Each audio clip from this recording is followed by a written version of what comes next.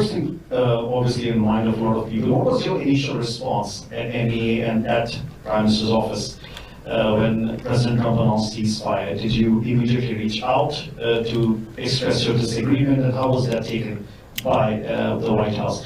2 years ago, sorry, second question. 2 years ago, I asked you in one of these briefings, and you noted that Pakistan was no longer a central piece to bilateral relationship between India and the US. Has that changed now after Operation Sindoor? And third, do you believe there's a double standard when it comes to terrorism, when it happens in countries like India versus the West? Do you think Western countries see differently terrorism happening on their shores versus when it happens abroad? Thank you. I would say that even today, the central factor in the relationship between India and the United States is India and the United States. It is our complementarity in many ways.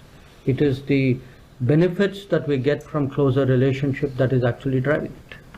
It is not, big relationships are not forged in terms of third countries and where they fit. The comment I made to you earlier, I would say applies even today. That, if I am talking about when I'm looking at the future of our ties with the United States, or if I even look back at the progress in our ties with the United States over the last 20 years, I would put it to you, a lot of it is, it's about trade, it is about investment, it is about technology, it is about mobility, it is about energy, it is about defense. So I would really urge you to get over the idea that we need to define ourselves vis-a-vis third countries in order to forge ahead somewhere. That is not the case. We are a big country. We are, among the top 5 economies of the world. We are the most populous country in the world. Our influence is growing. We must have that self-confidence, even in asking questions. I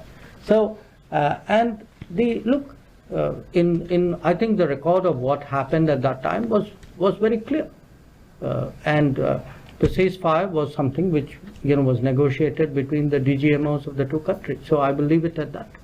And on the terrorism issue, it is a fact that countries, often countries do not take a position when some other country is a victim of terrorism, which they would do when they themselves are. We have, in that respect, honestly been much more consistent and principled. That we have, when terrorist incidents, attacks happen elsewhere, outside India, we have largely followed the same position that we have taken when they have happened in India.